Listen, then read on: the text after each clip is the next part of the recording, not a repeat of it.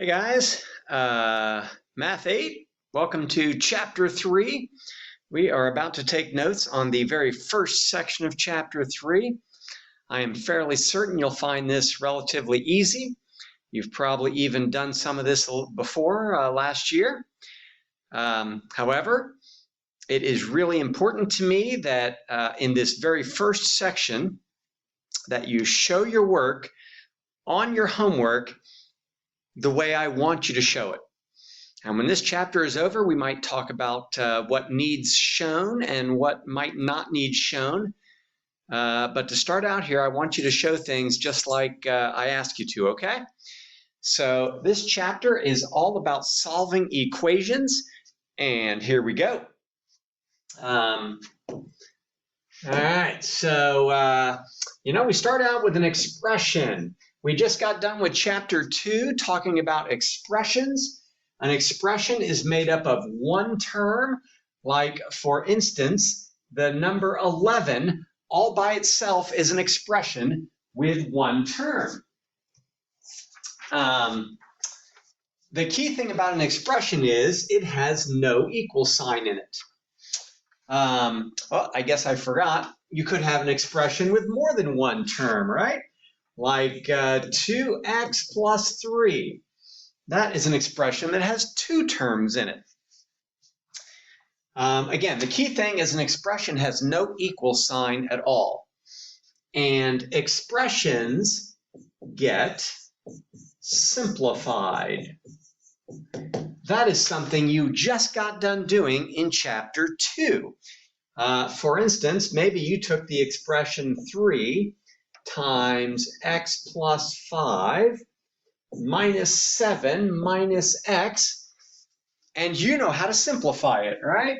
You know how to distribute the 3. 3 times x is 3x, and 3 times 5 is 15. Still got minus 7 minus x. And then we go ahead and we combine the like terms. The 3x and minus x would be 2x. And the positive 15 and the minus 7 would be positive, oh well, that'd be positive 8. And you have simplified it, right? Compare that with equations. An equation is simply two expressions that are equal to each other. You know, the key is equations have an equal sign.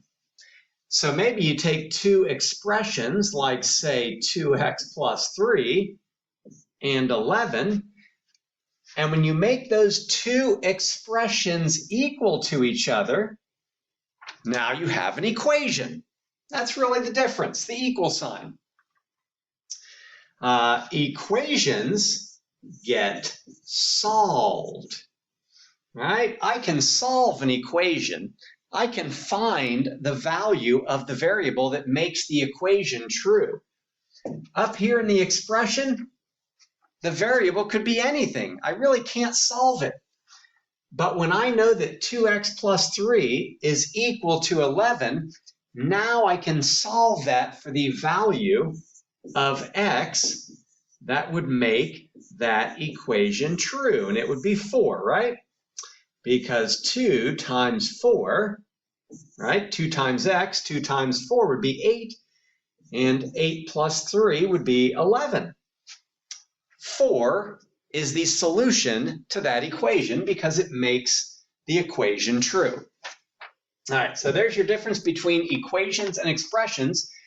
Our chapter is talking about how to solve an equation, and we're going to start really easy just so I can show you how I want you to show the work. There are 3 steps that will solve you any equation. These first 2 we are not going to worry about today. We are just going to look at the 3rd step, which is how to get the variable by itself. And the way you do that is you perform operations on the equation on both sides that get the variable by itself.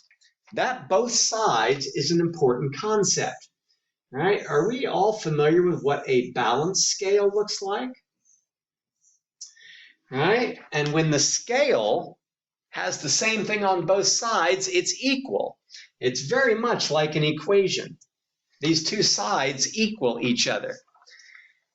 And as long as you do the same thing to both sides, as long as you put the same amount on both sides or you take off the same amount on both sides, it stays equal, just like an equation, right? Our goal is to do the same thing on both sides that will get the variable by itself. And right now there are four possibilities. You might add something to both sides. You might subtract something from both sides. You might multiply both sides by something, or you might divide both sides by something. And as long as you do the same thing on both sides, it will stay equal. Now, here is how you get a variable by itself, right? To get a variable by itself, what you really want to do is get rid of any number that is on the same side of the equal sign as the variable. So really, what we are asking is, how do I get rid of the number or numbers that are on the same side of the equal sign as the variable? How do I get rid of them so that the variable can be by itself? Well, you get rid of numbers by undoing their operations. Another way of saying that is you do the opposite operation that the number is doing to the variable, right? That is how you undo an operation, by doing the opposite operation. For example, if I had x plus 7 equals 11, right? 7 has been added to the variable, and to get rid of the 7, I would do the opposite of adding 7. I would subtract 7 on both sides. It might look like that, but it would not. I would never write it like that. But often in a book, you will see it written like that because it saves space. I don't like it though. But what is happening here then is, right, the plus 7 and the minus 7, the like terms, they get combined. That would add up to 0, and you would just have the x by itself. And 11 minus 7 would be 4. I got rid of the 7 by undoing the operation. But this is not how I want to show it. And I'm going to show you right now how I want to show it.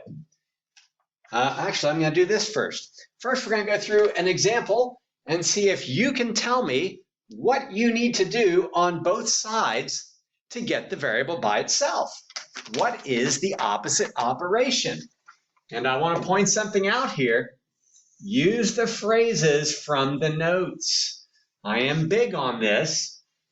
Here are the phrases you should be using right here.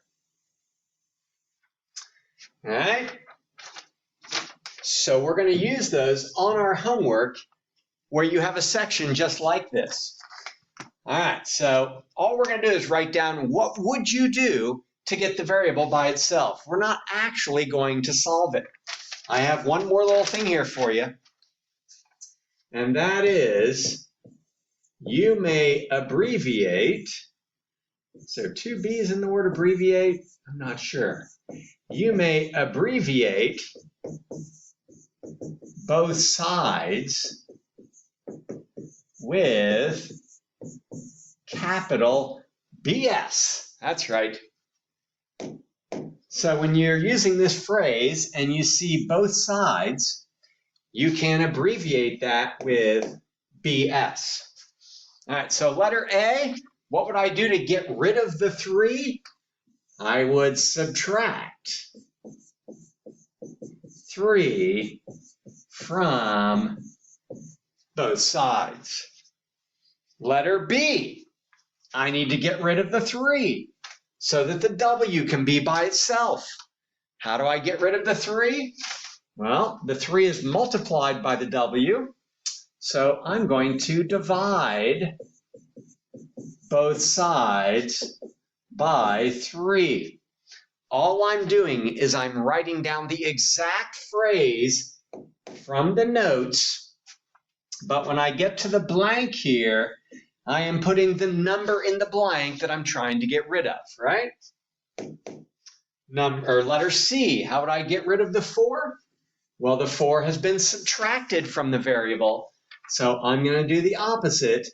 I am going to add 4 to both sides. Letter D, how am I going to get rid of the 3? Well, that says x divided by 3, so I'm going to do the opposite of dividing by 3. I'm going to multiply. Multiply both sides by 3. Then I get to the most interesting one. So this says 2/3 x equals 40. Now, hopefully you guys know that when a number and a variable are next to each other, it means they are being multiplied together, right? So the variable has been multiplied by 2/3. So naturally, to get rid of it, I'm going to want to do the opposite operation. I'm going to want to divide by 2/3. Dividing by 2/3 is one possible answer here. Divide both sides by 2/3. But I'm wondering, do you guys know how to divide by a fraction? I hope that Mr. Hudson last year in Math 7 taught you how to do this. The way you divide by a fraction is, let's do it down here. If I had 1/2 divided by 2/3, when I divide by a fraction, I use this method called keep, change, flip. That's the way most teachers teach it. Keep, change, flip. When dividing by a fraction, you keep the first fraction, so that's the keep, but you change to multiplication. That's the change. And you flip the fraction you're dividing by. That's the flip. And then you can go ahead and multiply those together. And you multiply the tops and you multiply the bottoms. So here you would actually get 3/4. The answer to this, 1/2 divided by 2/3, is 3/4. And I got that by changing to multiplication. So this is what I want to focus on. You don't have to do this, but I think it is extremely handy, and the older you get and the higher you get in math, you're going to have to know how to do this eventually. Dividing by 2/3 is the same as multiplying by 3/2. So when I see that I'm going to have to divide by a fraction, there is another acceptable and frankly better answer. Instead of dividing by 2/3, I could write multiply both sides by, and I flip the fraction 3/2. Either of these will be acceptable during this chapter, but I encourage you to get used to the fact that dividing by a fraction really means multiplying by its reciprocal. When you flip it over, that's called its reciprocal. All right, I kind of have 2 things left to do. The first one is the most important, showing your work. The whole reason I'm doing this is so you learn how to show each operation. All right, I'm going to go through it relatively quickly because it's on video. You can watch it and rewatch it if you need to. All right, so the first one, I need to add 7 to both sides because 7 has been subtracted. When you are adding 7 to both sides, I would prefer you work down the page. So on each side of the equal sign, I'm going to write plus 7. So this is what you're doing on both sides. In this case, I'm adding 7. I always like you to draw a line then to separate your work. And then below the line, you bring down your results. Oh, I also like you to cancel out the number you're getting rid of. My results would be x on that side of the equal sign, and on this side it would be -4. These are my results. So what I'm doing, draw a line and bring down the results. In this one, oh, this is a big one, let's see, the variable has been multiplied by -2, so I need to divide by -2. We do not use the silly division symbol that you learned in maybe 3rd grade. From now on, when you want to show that you're dividing, you use a fraction bar. The fraction bar means divide, and I'm dividing both sides by -2. I'm going to draw my line again. I'm going to cross out my -2 because -2 divided by -2 is +1.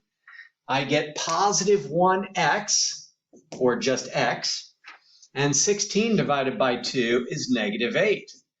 And again, I get the results down below the line. All right, over here, 8 has been added to the variable. So I'm going to subtract 8. I would show subtraction just like I show addition by putting -8 on both sides and then drawing my line. I would cancel out the 8 and bring down my results on both sides. On the left side, I just have an x. On the right side, -5 minus 8 is -13. In the next one, this is also a tricky one. The variable has been divided by 3. So I need to multiply by 3. Now, if you like the dot, you can use the dot, but as you get into more difficult problems, the dot has an issue that is associated with it that I don't like. So I prefer parentheses. I put both sides in parentheses, and I put what I am multiplying by. I am multiplying by 3. I'm okay, though, if you want to use the dot for multiplication. Just don't use the x that you learned in like 3rd grade for a multiplication sign. I'm still going to draw my line. I'm still going to cross out my 3's because I would have 3x over 3, which is just x. And on the other side of the equal sign, 10 times 3 is 30. And finally, I get to the fraction. And the fraction, I'm going to do twice just for the heck of it. And here we go. So the first way I showed you to do this was I could go ahead and divide both sides by 3/4 because my variable has been multiplied by 3/4.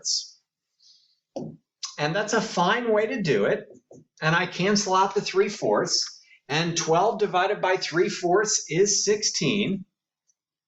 Or I could multiply both sides and flip it over. I could multiply both sides by 4/3. Oops. Got into my picture there. And when I do that, I still get the same answer, x equals 16. All right, that is how I want you to show each operation. Please, on your homework, show each operation like that.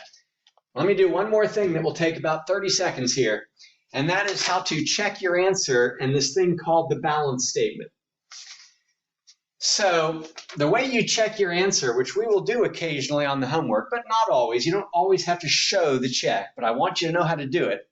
and it will be on the test eventually that you can show it, is you substitute your solution into the original equation. So I'm going to do it. I'm going to solve this equation. I would divide both sides by -2. I would get x equals -8. And my check would look like this. I would take my original equation, and instead of -2 times x, I would go -2 times 8. I'm substituting my answer in place of the x. And now I want to see what both sides equal. So this side, -2 times -8, is 16. This side, of course, is also 16. They equal each other. Because they equal each other, I know I have the right answer. And so I know that my solution is x equals -8. And then I have this thing called the balance statement. This is the balance statement. The balance statement is that 16 equals 16. You'll be asked for that on a later homework. All right, that's it. Good luck with the homework. See you tomorrow.